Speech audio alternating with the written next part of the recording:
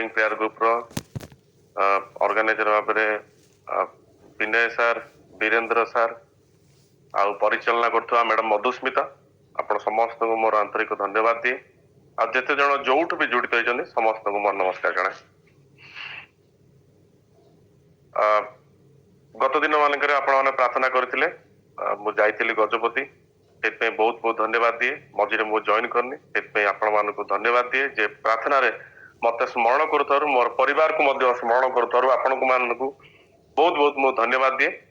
गला बेले जेतु एक दुई मिनिट भीतर मु कहया पई चाहिछि गला बेले मध्ये रायगढ़ जेतले मु जाउथली गाड़ी पंचर हो गला आ सेतरे किछि नथिला माने गोटे स्क्रू जैक जोटा थिला टायर को उठाया पई गाड़ी को उठाया पई टायर चेंज करिया पई तो रायगढ़ से घाटी मझिरे खराब हो गला पंचर हो गला।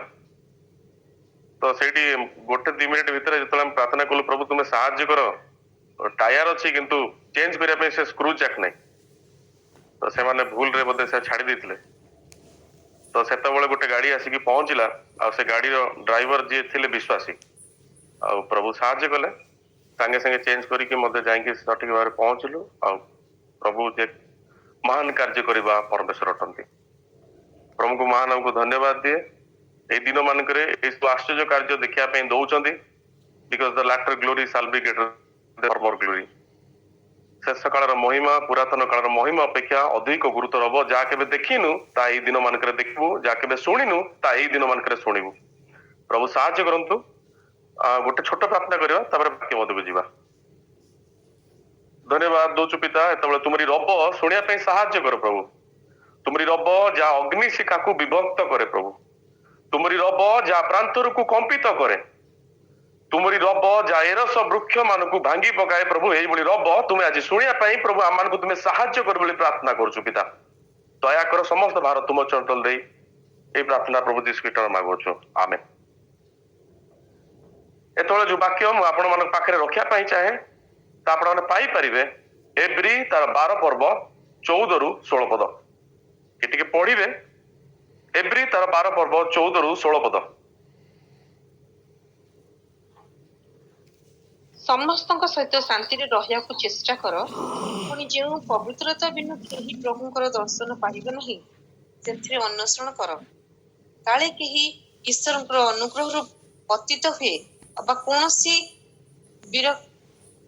କୌଣସି ବିରକ୍ତତାର ମୂଳ ଅଙ୍କୁରିତ ହୋଇ ବଢି ଉଠି ତୁମମାନଙ୍କର ଅନିଷ୍ଟ କରେ ଆଉ ତଦ୍ୱାରା ଅନେକ କଳୁଷିତ ହୁଅନ୍ତି।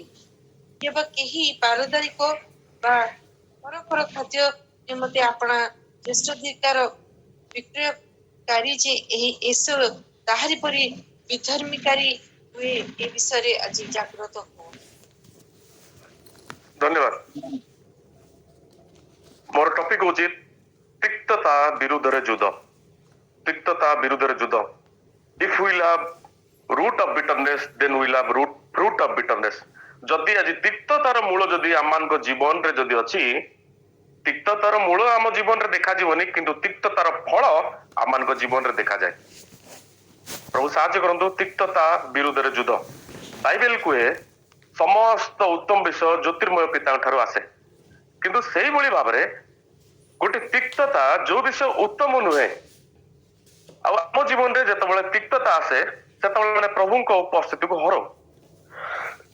ए पापमय जगत रे शैतान सब बेले चाहे जे आम जीवन रे ए तिक्ततामय विषय आनिया पई आ से ए विषय विभिन्न लोक मान को माध्यम रे आने। बेले बेले आम माने जतबेले समाज रे वास करू लोक मानकर खराब कार्य द्वारा लोक मानकर कटु कथा द्वारा आमान को जीवन रे ए तिक्ततामय भाव आसी थाए। कार शब्दर आघात द्वारा मध्य आमान को जीवन रे ए तिक्ततामय भाव अति शीघ्र आस जाय थाए। गोटे विषय जेतले माने साप को देखू साप भितरे विष ग्रंथि अछि किंतु विष ग्रंथि सकाशु सापर केबे क्षति न थाए। केबे भी आमाने कोठी भी पढ़िनु जे साप देरे जो विष ग्रंथि अछि सेही विष सकाशु सापटी मरि जाइछि बा तार किछि क्षति हेछि सेही बेली विषय केबे पढ़िनु किंतु जदि मनुष्य जीवन रे जदि तिक्तता विषय अछि ता द्वारा से विनाश हे पारे ता द्वारा तार नष्ट हे पारे ता द्वारा तार क्षति हे पारे जदि आम जीवन रे तिक्ततार मूल जदि आज अच्छी ताले तिक्ततार फल मध्य आम जीवन रे देखा दिए जा द्वारा माने विनाश मध्य हेई परिबा जा द्वारा माने नष्ट मध्य हेई जाऊ जा आम जीवन पई मध्य क्षतिकार घटे जा अन्य मानक पई मध्य क्षतिकार घटे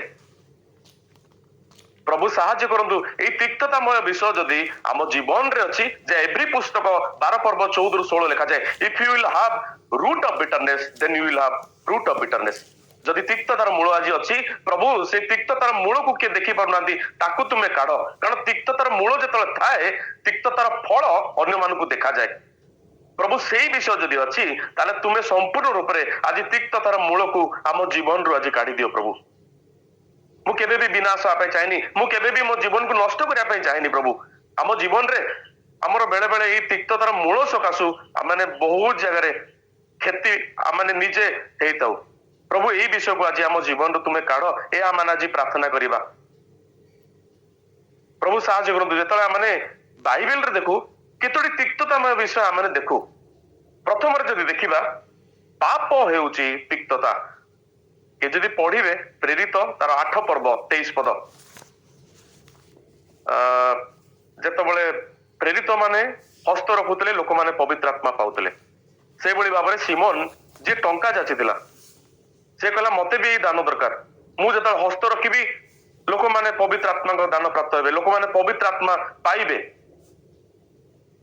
किंतु सेतबळे से माने देखि पारले जे सेठी लेखा जाए प्रेरित तार 8 पर्व 23 पदरे कारण तुम्बे तिक्त विषय पढ़ंतु आज्ञा पढ़ंतु कारण तुम्बे तिक्त विषय परिपूर्ण होई अधर्म रूप बंधन रे आबद्ध अछ बोली मु देखुछि धन्यवाद भाई देखो एटा से देखि पारुछंती जे अधर्म रूप बंधन रे आबद्ध अछ बोली आमाने देखि पारुछु प्रथम जिंस होची पाप होची तिक्तता जेतला ने पाप करू सेतला हम जीवन रे तिक्तता आसे एला प्रथम विषय तो बाइबल देखो द्वितीय हला रोग होची तिक्तता जा माने पढ़िबा जिसाय तार 38 पर्व 15 पद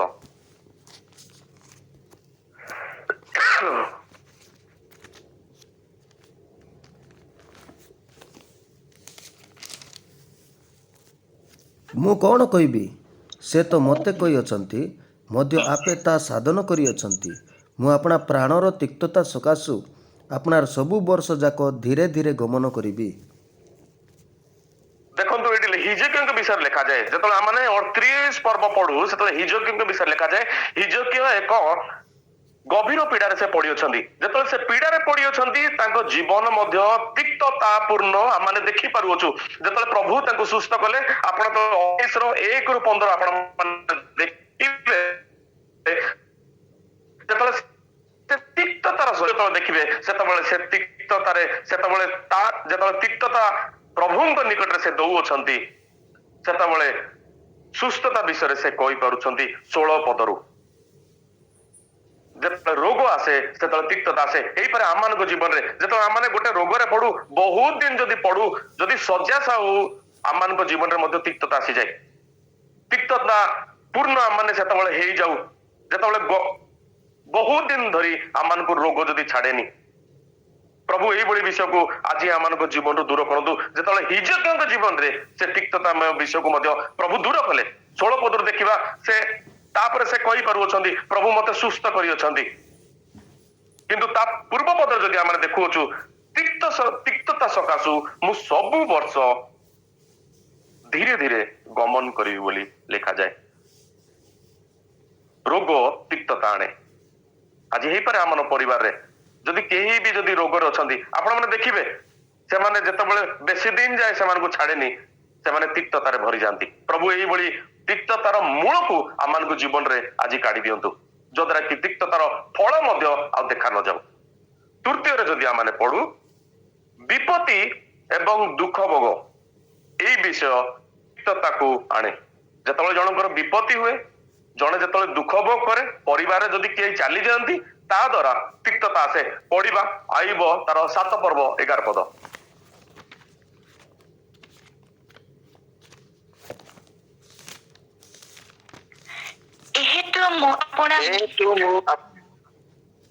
ପଢନ୍ତୁ ପଢନ୍ତୁ। ଏହେତୁ ମୁଁ ଆପଣା ମୁଖ ବନ୍ଦ କରିବି ନାହିଁ, ମୁଁ ଆପଣା ମନର ବେଦନାରେ କଥା କହିବି, ମୁଁ ଆପଣା ପ୍ରାଣର ତିକ୍ତତାରେ ବିଳାପ କରିବି। ଦେଖନ୍ତୁ ଏଇଠି ଲେଖାଯାଏ ଆଇବଙ୍କ ବିଷୟରେ। ସେ କହୁଛନ୍ତି ମୁଁ ଆପଣା ପ୍ରାଣର ତିକ୍ତତାରେ କହିବି। ତାଙ୍କର ଗୋଟେ ଦିନରେ ସବୁ କିଛି ଚାଲିଗଲେ, ଯୋଉ ପୁଅ ଝିଅ ଥିଲେ, ଯୋଉ ସମ୍ପତ୍ତି ଥିଲା, ସବୁ କିଛି ସେ ଚାଲିଗଲା। ଚାଲିଗଲା ପରେ ଦେଖନ୍ତୁ ଯେତେବେଳେ ବିପତ୍ତି ଆସେ, ଯେତେବେଳେ ଜଣେ ଦୁଃଖ ଭୋଗ କରେ, ପରିବାରରେ ଯେତେବେଳେ ତାଙ୍କର ସବୁ କିଛି ବିଷୟ ଚାଲିଗଲା, ଝିଅ ପୁଅ ମାନେ ଚାଲିଗଲେ, ସେତେବେଳେ ଦେଖୁଛୁ ସେ କୁହନ୍ତି ମୁଁ ଆପଣା ପ୍ରାଣର ତିକ୍ତତାରେ କହିବି। ଆଜି ଯଦି ଆମର ପରିବାରରେ କେହି ଚାଲିଯାଆନ୍ତି, ଲୋକମାନଙ୍କର ଜୀବନରେ ଏଇଭଳିଆ ହୁଏ, ସେମାନେ ତିକ୍ତତା ପୂର୍ଣ୍ଣ ହେଇଯାନ୍ତି। ଦୀର୍ଘ ଦିନ ଧରିକି ସେମାନେ ମଣ୍ଡଳୀ ଆସନ୍ତିନି, ଦୀର୍ଘ ଦିନ ଧରିକି ସହଭାଗିତାରେ ମଧ୍ୟ ସେମାନେ ବସନ୍ତିନି। ସେମାନେ କୁହନ୍ତି ମୋ ଜୀବନରେ ଏକ ତିକ୍ତତା ପୂର୍ଣ୍ଣ ହେଇଯାଇଛି, ମୋ ଜୀବନଟି ତିକ୍ତତା ପୂର୍ଣ୍ଣ ହେଇଯାଇଛି, ଯେହେତୁ ମୋର ଘରେ ମୁଁ ଯାହାକୁ ଭଲ ପାଉଥିଲି ସେ ଚାଲିଗଲେ। ଆମମାନେ ତିକ୍ତତାର ମୂଳ ତାଙ୍କ ଜୀବନରେ ଦେଖିପାରିବାନି, କିନ୍ତୁ ତିକ୍ତତାର ଫଳ ଆମମାନେ ଦେଖିପାରିବା। ପ୍ରଭୁ ସାହାଯ୍ୟ କରନ୍ତୁ ସେଇ ବିଷୟ ଆଜି ଆମମାନଙ୍କ ଜୀବନରୁ କାଢନ୍ତୁ। ଯେତେବେଳେ ତିକ୍ତତା ପୂର୍ଣ୍ଣ ଆମମାନେ ହବା, ସେତେବେଳେ ପ୍ରଭୁଙ୍କ ଉପସ୍ଥିତିକୁ ଆମମାନେ ହରେଇବା। ତିକ୍ତତା ପୂର୍ଣ୍ଣ ଯେତେବେଳେ ଆମମାନେ ହଉ ଅନ୍ୟ ଜଣଙ୍କ ପ୍ରତି, ସେତେବେଳେ ପ୍ରଭୁଙ୍କର ଉପସ୍ଥିତିକୁ ଆମମାନେ ଆଜି ହରୁ। ତାପରେ ଆମେ ଦେଖୁ ଯୋଉମାନେ ନିନ୍ଦା କରନ୍ତି, ଯୋଉମାନେ ଦୁର୍ନାମ କରନ୍ତି, ତା ଦ୍ୱାରା ତିକ୍ତତା ଆସେ। ଯେତେବେଳେ ଆମେ ଦେଖୁ ହାନାଙ୍କ ଜୀବନରେ ଇଲକାନା ଜଣେ ବ୍ୟକ୍ତି ଥିଲେ, ଯାହାଙ୍କର ଭାର୍ଯ୍ୟା ହଉଛି ହାନା ଏବଂ ପନିନା। ଇଲକାନା ଯେ ବର୍ଷରେ ଯେ ତାଙ୍କ ନଗରରୁ ଯେ ସିଲୋକୁ ଯାଉଥାନ୍ତି, ଯେତେବେଳେ ତାଙ୍କର ଆରାଧନା କରିବା ପାଇଁ, ନୈବେଦ୍ୟ ଢାଳିବା ପାଇଁ ସେ ପ୍ରତ୍ୟେକ ବର୍ଷ ଯାଉଥାନ୍ତି। ଆଉ ପନିନାଙ୍କର ଯେହେତୁ ସନ୍ତାନ ଥିଲେ, ହାନାଙ୍କର ସନ୍ତାନ ସନ୍ତତି ନଥିଲେ, ସେଇଥିପାଇଁ ପନିନା କଣ କରନ୍ତି, ସବୁବେଳେ ହାନାଙ୍କୁ ସେ ବିରକ୍ତ କରନ୍ତି, ତାଙ୍କୁ ଚିଡାନ୍ତି, ତାଙ୍କୁ ନିନ୍ଦା କରନ୍ତି, ଆରେ ତୋର ସନ୍ତାନ ନାହିଁ।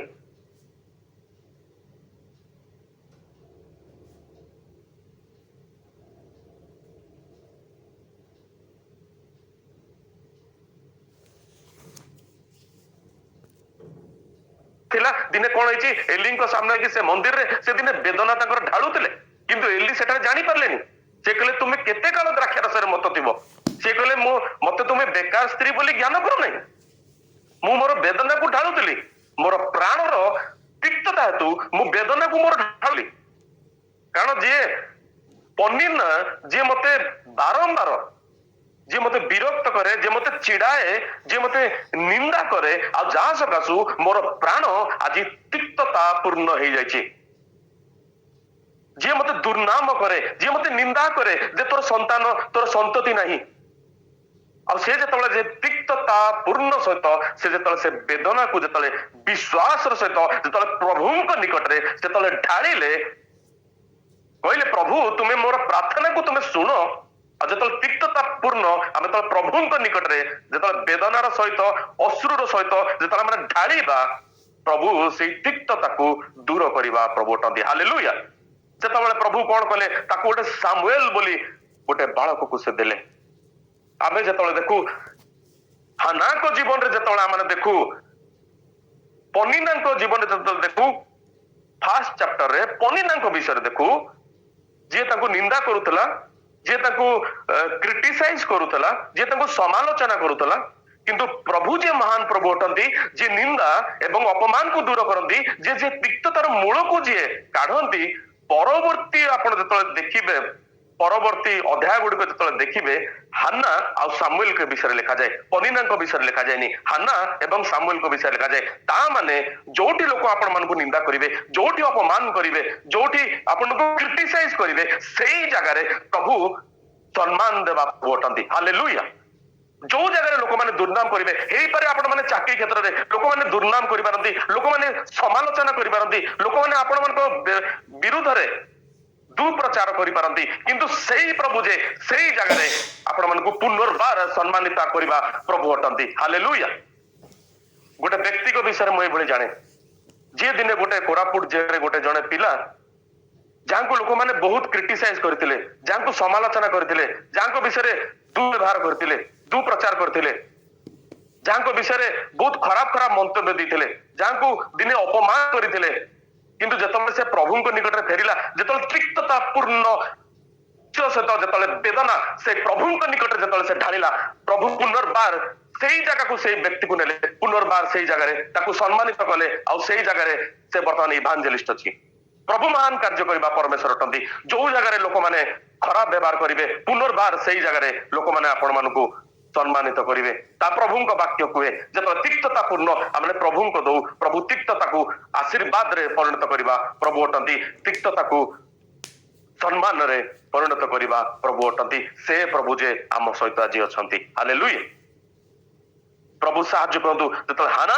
विषय आम देखू हाना को प्रभु संतति देले प्रथम पिला देले तापर आम देखू जो पुओ झील को प्रभु प्रचुर परिमाण आशीर्वाद कले जिते तिक्तता पूर्ण सहित आम प्रभु निकट में से वेदना अश्रु को जो ढाला प्रभु से विषय को आम जीवन रु दूर करेंगे से तिक्ततार मूल को आम जीवन रु से काढ़े जो द्वारा कि तिक्ततार फल आउ देखा जो तिक्ततार मूल आम जीवन रुए जो आम प्रभु उपस्थिति को आम हरू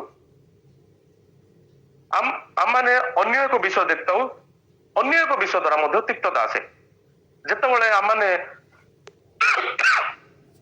अन्यर परिवार विषय बेसी जानिया चेष्टा आमने अन्यर परिवार रे कौन चली बेले बेले जानिया बहुत चेष्टा करू तांको पुओ कौन हैला तांको झीवर कौन हैला से मंडली रे कौन चली से पास्टर परिवार रे कौन चली तांको घर कौन चली यही सब विषय जानिबा द्वारा जेतोले जनकर उन्नति विषय माने जानू बेसी जानिया चेष्टा करू सेतोले आमान जीवन रे मध्य तिक्तता आसी पारे उपदेश करे एबळे लिखा जाए the more you will know the more you suffer the more you know the more you suffer लोक मान विषय जदि बेसी जानिया चेष्टा करेंगे यही पारे आपण माने तिक्तता पूर्ण हो जाई पारंती मु आज कहया चाहे लोक मान विषय कम जानिबा चेष्टा करू प्रभु विषय अधिक जानिबा चेष्टा करू लोकों विषय कम जानिबा चेष्टा करू प्रभु विषय अधिक जानिबा चेष्टा करू जेतले आपण अधिक लोक मान विषय जानिबा चेष्टा करिवे सेतले आपण माने मध्य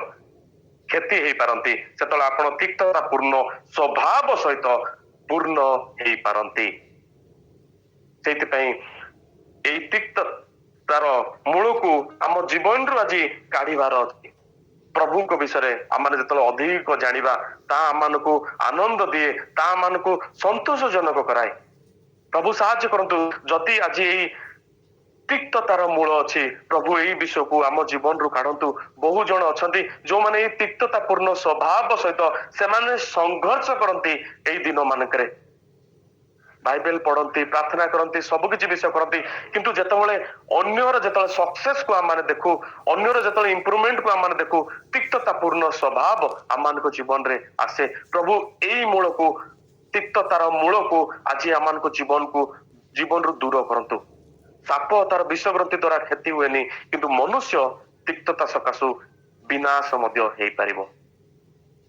आम देखू आउ गोटे तिक्तता कहा जो आसे विपथगामी बा बैक स्लाइडिंग जितेबाला आम विपथगामी हो बैक स्लाइडिंग हो से तिक्तता आसे केमिति जड़े एलिमेलेक बोली जड़े व्यक्ति थिले बेथेलहिम रे बेथेलहिम जार माने होची रोटीर गृह बेथेलहिम रे जड़े एलिमेलेक बोली जड़े थिले तांकर दुईटी संतान थिला किलियन महलोन एवं किलियन आ जतबळे से बेथेलहिम रे थिले बेथेलहिम रे दुर्भिक्ष हला से मोयाब को पळेले मोयाब जा माने होची पापर नगर बा पितांक द्वारा संतान सेही नगर को से पळेले बेथेलहिम जोडी प्रभुंकर उपस्थिति थिला प्रभुंकर जोडी उपासना स्थली थिला सेही जगह रे जतबळे दुर्भिक्ष आसिला से छाडी की मोयाब को पळेले आ मोयाब रे जतबळे गले जतबळे से एलिमेलेक महलोन किलियन एमाने समस्त सेटारे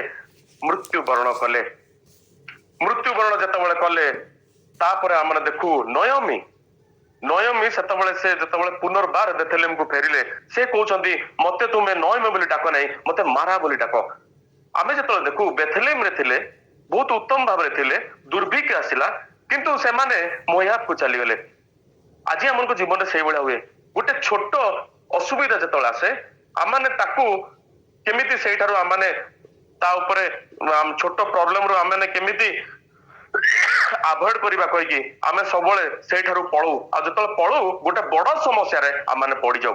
ଲୋକମାନେ କଣ କରନ୍ତି, ଯେତେବେଳେ ଗୋଟେ ମଣ୍ଡଳୀରେ ଥାନ୍ତି ଛୋଟ ସମସ୍ୟା ଆସେ ତାକୁ ଛାଡିକି ଯେତେବେଳେ ମଣ୍ଡଳୀ ଚେଞ୍ଜ କରନ୍ତି ସେମାନେ ଅସୁବିଧାରେ ପଡନ୍ତି।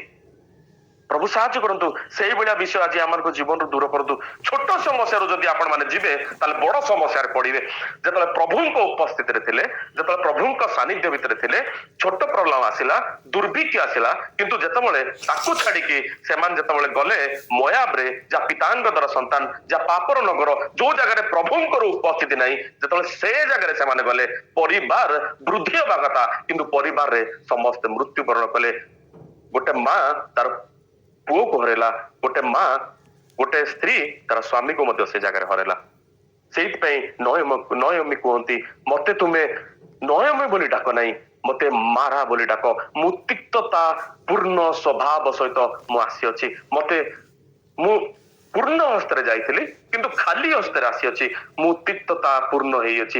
ଯେତେବେଳେ ଆମେ ବ୍ୟାକ୍ ସ୍ଲାଇଡିଂ ହଉ ସେତେବେଳେ ଆମ ଜୀବନରେ ଏଇ ତିକ୍ତତାମୟ ସ୍ୱଭାବ ଆସେ। ଯେତେବେଳେ ଆମେ ବିପଥଗାମୀ ହଉ ସେତେବେଳେ ତିକ୍ତତାମୟ ସ୍ୱଭାବ ଆମମାନଙ୍କ ଜୀବନରେ ଆସେ। ଆଜି ଆମେ ବ୍ୟାକ୍ ସ୍ଲାଇଡିଂ ହବାନି। ଅନେକ ଦିନ ଯାଏ ଆମେ ଯେତେବେଳେ ମଣ୍ଡଳୀକୁ ଯିବାନି, ସହଭାଗିତାରେ ବସିବାନି, ପ୍ରାର୍ଥନା କରିବାନି, ବାଇବେଲ ପଢିବାନି, ଏଇ ସବୁ ବିଷୟ କରିବା ଦ୍ୱାରା ଆମମାନଙ୍କ ମନରେ ମଧ୍ୟ ତିକ୍ତତା ପୂର୍ଣ୍ଣ ସ୍ୱଭାବ ଥାଇପାରେ।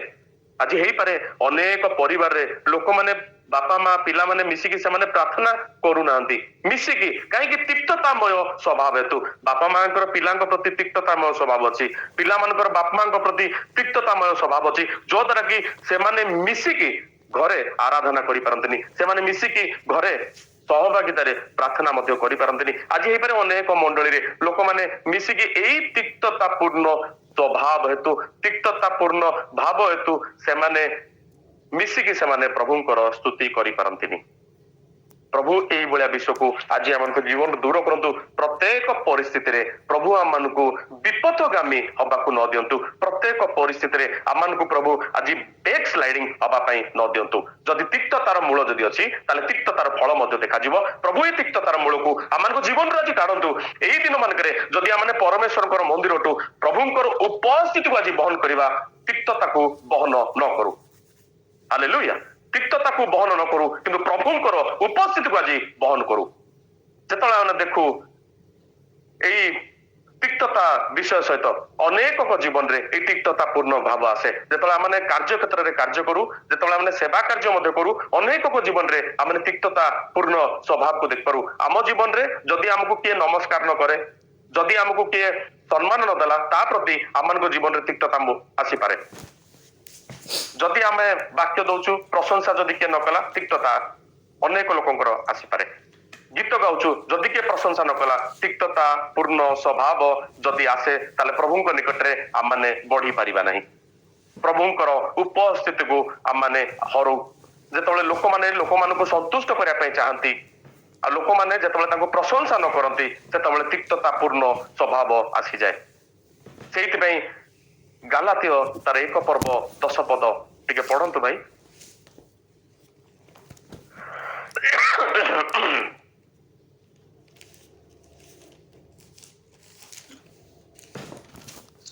ମୁଁ କି ଏବେ ମନୁଷ୍ୟ ମାନଙ୍କର କିମ୍ବା ଈଶ୍ୱରଙ୍କର ପ୍ରିୟପାତ୍ର ହେବାକୁ ଯତ୍ନ କରୁଅଛି, ଅବା ମନୁଷ୍ୟ ମାନଙ୍କୁ କି ସନ୍ତୁଷ୍ଟ କରିବାକୁ ଚେଷ୍ଟା କରୁଅଛି? ଯଦି ମୁଁ ଏବେ ସୁଦ୍ଧା ମନୁଷ୍ୟ ମାନଙ୍କୁ ସନ୍ତୁଷ୍ଟ କରୁଥାନ୍ତି, ତେବେ ମୁଁ ଖ୍ରୀଷ୍ଟଙ୍କର ଦାସ ହୁଅନ୍ତି ନାହିଁ। ଦେଖନ୍ତୁ, ଆମେ ସବୁବେଳେ ପ୍ରଭୁଙ୍କର ପ୍ରିୟ ପାତ୍ର ବା। ଯେତେବେଳେ ଲୋକମାନଙ୍କୁ ସନ୍ତୁଷ୍ଟ କରିବା ପାଇଁ ଚାହିଁବା, ସେମାନେ ଯେତେବେଳେ ପ୍ରଶଂସା ନ କରିବେ, ସେତେବେଳେ ତିକ୍ତତା ପୂର୍ଣ୍ଣ ସ୍ୱଭାବ ଆମମାନଙ୍କ ଜୀବନରେ ଆସିପାରେ। ସେଇଥିପାଇଁ ପ୍ରଭୁଙ୍କୁ ଆଜି ଆମେ ସନ୍ତୁଷ୍ଟ କରୁ। ଆଜି ଅନେକ ଲୋକ ଅଛନ୍ତି ଲୋକମାନଙ୍କୁ ସନ୍ତୁଷ୍ଟ କରିବା ପାଇଁ ଚାହାନ୍ତି, ତା ଦ୍ୱାରା କିଛି ମିଳିବନି, ତା ଦ୍ୱାରା ବରଞ୍ଚ ତିକ୍ତତାମୟ ସ୍ୱଭାବ ଆସିପାରେ। ପ୍ରଭୁ ଆଜି ସାହାଯ୍ୟ କରନ୍ତୁ, ପ୍ରଭୁଙ୍କୁ ଆଜି ଆମେ ସନ୍ତୁଷ୍ଟ କରୁ। ଯଦି ଲୋକମାନଙ୍କୁ ସନ୍ତୁଷ୍ଟ କରିବା, ମୁଁ ଅନେକ ଜାଗାରେ ଦେଖିଛି ଏଇଭଳିଆ ଭାବରେ ଥାନ୍ତି ଯୋଉମାନେ ପ୍ରଚାର କରନ୍ତି, ଯୋଉମାନେ ଦୁଇ ପ୍ରକାର ପ୍ରଚାରକ ଅଛନ୍ତି, ଯୋଉମାନେ ଲୋକମାନଙ୍କୁ ପ୍ରଭୁଙ୍କ ଆଡକୁ କଢେଇକି ନିଅନ୍ତି, ଆଉ କେତେ ଜଣ ଅଛନ୍ତି ଯୋଉମାନେ ଲୋକମାନଙ୍କୁ ନିଜ ଆଡକୁ କଢେଇକି ନିଅନ୍ତି। ସେମାନେ ଯୋଉବେଳେ ନିଅନ୍ତି, ତିକ୍ତତା ପୂର୍ଣ୍ଣ ସ୍ୱଭାବ ଆସିପାରେ। ସେଇଥିପାଇଁ ପ୍ରଭୁ ସାହାଯ୍ୟ କରନ୍ତୁ। ଏଇ ବିଷୟ ଆଜି ଆମମାନଙ୍କ ଜୀବନରେ ଯଦି ଅଛି, ପ୍ରଭୁ ତାହା ସମ୍ପୂର୍ଣ୍ଣ ରୂପରେ ଆଜି କାଢନ୍ତୁ।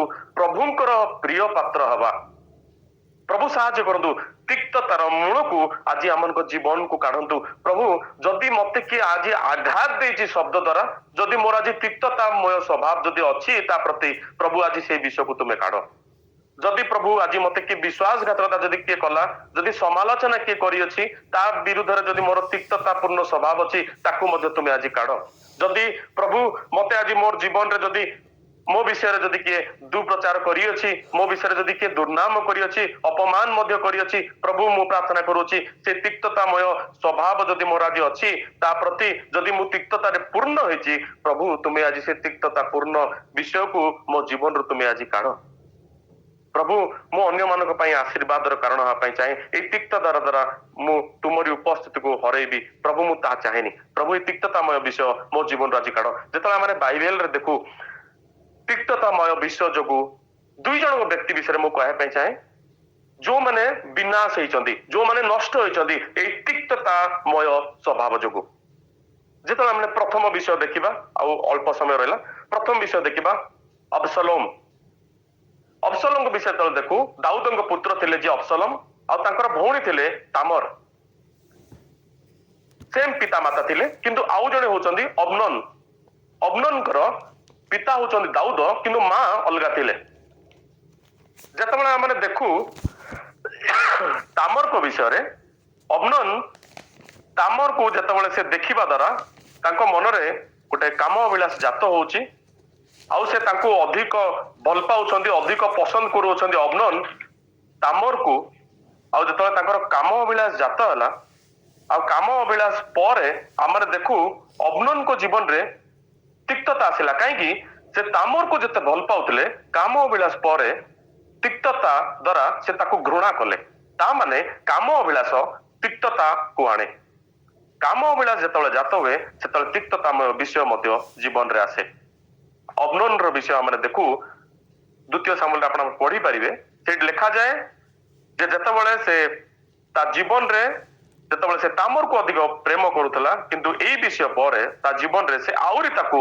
घृणा कला आउ जेतबेले तामर एई सब विषय ता जीवन रे हेला पर जेतबेले से फेरला पर अबसलोम सहित जेतबेले देखाला अबसलोम ता कहले तू किछि व्यस्त होना जेतबेले से सब किछि विषय सुनिले से कहले तू व्यस्त होना डू नॉट वरी तू किछि व्यस्त होना दाऊद अछंती से किछि समाधान करिवे किंतु दाऊद ए सब विषय सुनि के क्रुद्ध हेले किंतु 2 वर्ष अपेक्षा कले अबसलोम जे पिता दाऊद अबनन को प्रति किछि से कार्य करिवे किछि से तांकर एक्शन किछि नेबे जे अबनन प्रति काहे कि से ए भलिया भाबरे व्यवहार कला काहे कि से ए भलिया भाबरे कार्य कला किंतु पिता दाऊद 2 वर्ष भितरे किछि भी से अबनन प्रति किछि भी एक्शन नेलेनी आमे माने स्वाभाविक जेतबेले आमाने कार्य करू कार्य कला बेले आमाने मनुष्य मानक ठारू आमाने भाबिबा उत्तम न्याय विचार से माने करिवे नाही से माने केबे करिवेनी बेले बेले आमाने चाकरी कला बेले जेतबेले पदोन्नति आसे आमाने भाबिबु नाही मु उत्तम कार्य करियछि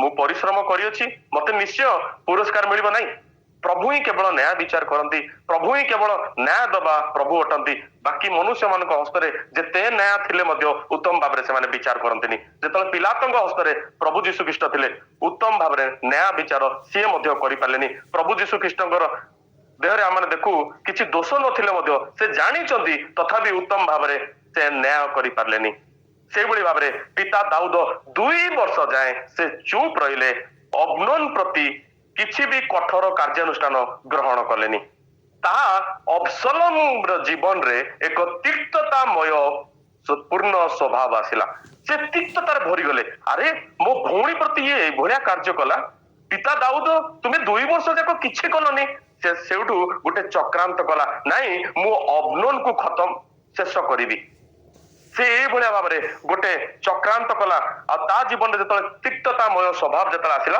अबसलोम देखा बहुत सुंदर थिला लंबा बाल थिला जांको विषय लिखा जाए 2 सामुएल 14 पर्व 25 विषय लिखा जाए बाल लंबा थिला सुंदर देखा खूण जीवन रे किछि भी नथिला किंतु जो तिक्ततामय स्वभाव जो आसिला से अबनोन रो हत्या कले अबनोन रो हत्या कले अबसलोम आउ तापर माने देखू निजर तिक्तता हेतु जो दाऊद प्रति तिक्तता पूर्ण स्वभाव जो बढ़ी गला ସେତେବେଳେ ମଧ୍ୟ ଆମେ ଦେଖୁ ଗୋଟେ ଗଛରେ ସେ ଫସିଗଲେ ଆଉ ଦାଉଦଙ୍କର ଯୋଦ୍ଧା ମାନେ ତାକୁ ବିନାଶ କଲେ ବୋଲି ଯାହା ଦ୍ୱିତୀୟ ସାମୁଏଲ 18 ପର୍ବରେ ପଢିବେ 1 ରୁ 33 ପଦ ଯାଏ ସେ ଲେଖାଯାଏ ଦାଉଦର ଯୋଦ୍ଧା ମାନେ ଅବସଲମକୁ ହତ୍ୟା କଲେ ବୋଲି ଲେଖାଯାଏ। ଯଦି ତିକ୍ତତାମୟ ସ୍ୱଭାବ ଆଜି ଅଛି ତାହେଲେ ଆମମାନେ ସେଠାରେ ବିନାଶ ମଧ୍ୟ ହେଉ। ପ୍ରଭୁ ଆଜି ସାହାଯ୍ୟ କରନ୍ତୁ ତିକ୍ତତାକୁ ବହନ ନ କରୁ, ପ୍ରଭୁଙ୍କ ଉପସ୍ଥିତିକୁ ଆଜି ଆମେ ବହନ କରୁ। ଆଉ ଗୋଟେ କ୍ୟାରେକ୍ଟର ଯଦି ଆମେ ଦେଖିବା ତା ହଉଛି ଅହିତୋଫେଲ। ଅହିତୋଫେଲ ଆପଣ ମାନେ ଶୁଣିଥିବେ ଦ୍ୱିତୀୟ ସାମୁଏଲରେ ଲେଖାଯାଏ 23 ପର୍ବରେ ଯେ ଅହିତୋଫେଲ ଯିଏ ଦାଉଦଙ୍କ ସହିତ ଘନିଷ୍ଠ ସମ୍ପର୍କ ଥିଲା। ଦାଉଦଙ୍କର ଯିଏ ଜଣେ ମନ୍ତ୍ରଣାକାରୀ ଥିଲେ, ଯିଏ କାଉନସିଲର, ଯିଏ ମନ୍ତ୍ରଣା ଦିଅନ୍ତି। ଅହିତୋଫେଲ ଯେତେବେଳେ ମନ୍ତ୍ରଣା ଲୋକମାନଙ୍କୁ ଦିଅନ୍ତି ଆଉ ଲୋକମାନେ ଭାବନ୍ତି ଯେ ପରମେଶ୍ୱରଙ୍କ ବାକ୍ୟର ଉତ୍ତର ଯେତେବେଳେ ଯେପରି ମିଳେ, ମାନେ ସେ ଯେତେବେଳେ କଥା କୁହନ୍ତି ଲାଗେ ପରମେଶ୍ୱର କଥା କହିଲା ଭଳିଆ। ଅହିତୋଫେଲ ଜଣେ ଏଇଭଳିଆ ବ୍ୟକ୍ତି ଥିଲେ। ଜଣକୁ ଯେତେବେଳେ ମନ୍ତ୍ରଣା ଦିଅନ୍ତି ଲାଗେ ଯେ ପରମେଶ୍ୱର ତାଙ୍କ ବାକ୍ୟ ଦ୍ୱାରା ଉତ୍ତର ଦଉଛନ୍ତି। ଅହିତୋଫେଲ ଜଣେ ଏଇଭଳିଆ ବ୍ୟକ୍ତି ଥିଲେ। କିନ୍ତୁ ଲେଖାଯାଏ ସେ ବହୁତ ବୁଦ୍ଧିମାନ ଥିଲେ ଅହିତୋଫେଲ। କିନ୍ତୁ ଅହିତୋଫେଲଙ୍କ ଜୀବନରେ ମଧ୍ୟ ଆମେ ଯେତେବେଳେ ଦେଖିବା ତାଙ୍କ ଜୀବନରେ ମଧ୍ୟ ତିକ୍ତତାମୟ ସ୍ୱଭାବ ଆସିଲା। ସେ ତିକ୍ତତାରେ ମଧ୍ୟ ପୂର୍ଣ୍ଣ ହେଇଗଲେ। କେମିତି? ଦାଉଦ ଯେତେବେଳେ ସେ ପ୍ରାସାଦରେ ଶୋଇଥିଲେ, ଲେଖାଯାଏ ଯେତେବେଳେ ସେ ପ୍ରାସାଦରେ ଉଠିଲେ ଉପରେ ଛାତରେ ବୁଲୁଥିବା ସମୟରେ ଗୋଟେ ସ୍ତ୍ରୀକୁ ଦେଖିଲେ। ତାଙ୍କର ଯେତେବେଳେ ବତ୍ସେବାକୁ ସେ ଦେଖିଲେ ସେଠାରେ ସେ ସ୍ନାନ କରିବା ଟାଇମରେ, ଆଉ ବତ୍ସେବା ପ୍ରତି ସେ ଯୋଉ ସବୁ କାର୍ଯ୍ୟ କଲେ ସେଇ କାର୍ଯ୍ୟ ଦ୍ୱାରା ସେ ପରିବାରଟି ଭାଙ୍ଗିଗଲା। ବତ୍ସେବାର ସ୍ୱାମୀ ହିତିଓରିୟ ସେ ପରିବାରଟି ଭାଙ୍ଗିଗଲା। ଆଉ ଯୋଉ ବତ୍ସେବାର ପରିବାର ଭାଙ୍ଗିଗଲା ସେ ବତ୍ସେବା ଜାଣିଛନ୍ତି କା ଝିଅ, କାର ନାତୁଣୀ? ତା ଆଶ୍ଚର୍ଯ୍ୟ ହେଇପାରନ୍ତି। ଯଦି କିଏ ପଢିଥିବେ ଜାଣିଥିବେ, ଯଦି କିଏ ପଢିନଥିବେ ଆପଣ ମାନେ ଆଶ୍ଚର୍ଯ୍ୟ ହେଇପାରନ୍ତି। ପଢନ୍ତୁ ଦ୍ୱିତୀୟ ସାମୁଏଲ ତାର 23 ପର୍ବ 34 ପଦ।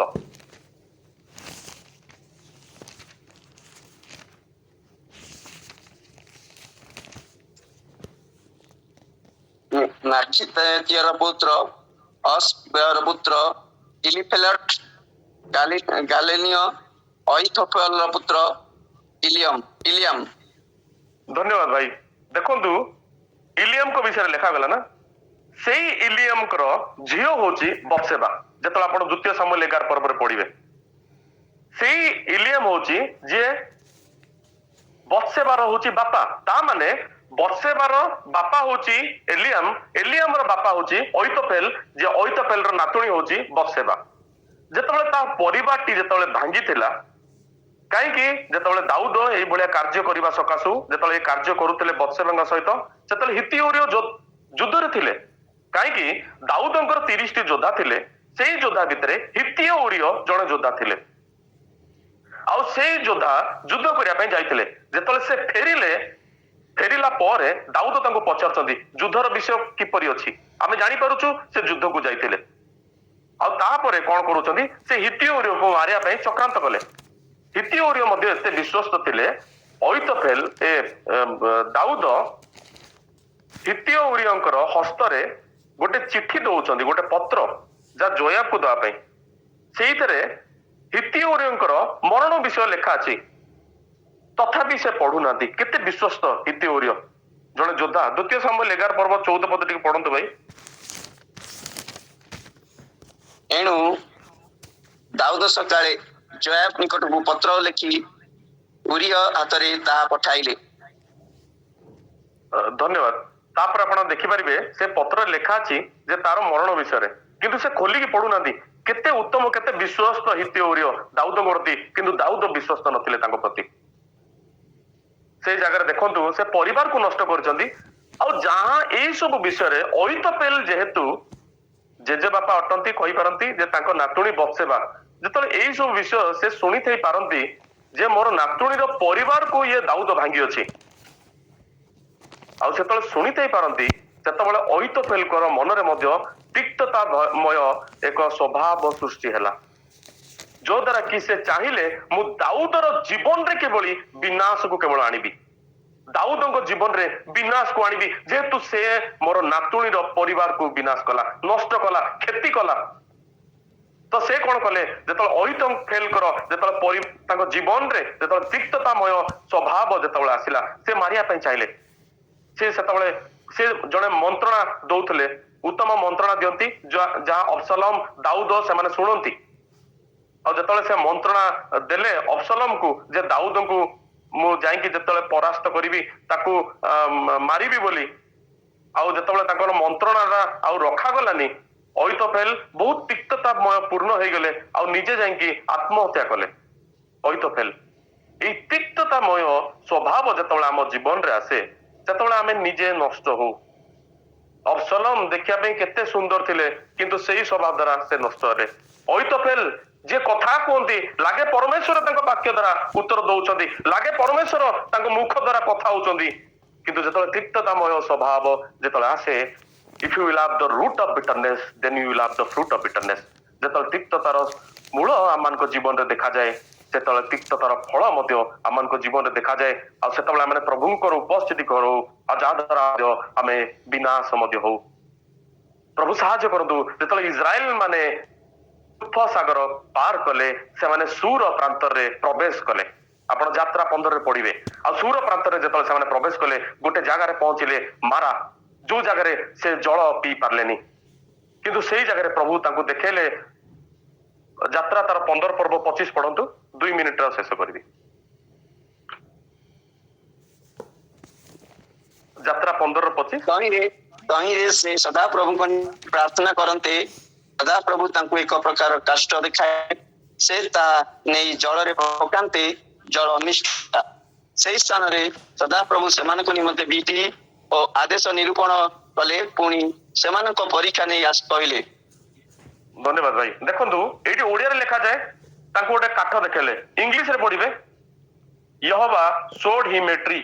ହିନ୍ଦୀରେ ଯଦି ପଢିବେ ପଧା, ଯଦି ଇଂଲିଶରେ ଦେଖିବେ ଟ୍ରି, ଯଦି ହିନ୍ଦୀରେ ଦେଖିବେ ସେଇଠି ଲେଖା ହେଇଛି ପଧା ବୋଲି, ଓଡିଆରେ ଯଦି ଦେଖିବେ କାଠ ପକେଇଲେ ବୋଲି ଲେଖାଯାଏ। ଯଦି ଆମେ ଦେଖୁ ସେ ଜାଗାରେ ଗଛ ଯଦି କହିପାରିବା ପଧା ବୋଲି ଲେଖା ହେଇଛି, କିନ୍ତୁ କାଠ ମାନେ ହେଇପାରେ ସେ କାଠରେ ଜୀବନ ନଥାଇପାରେ।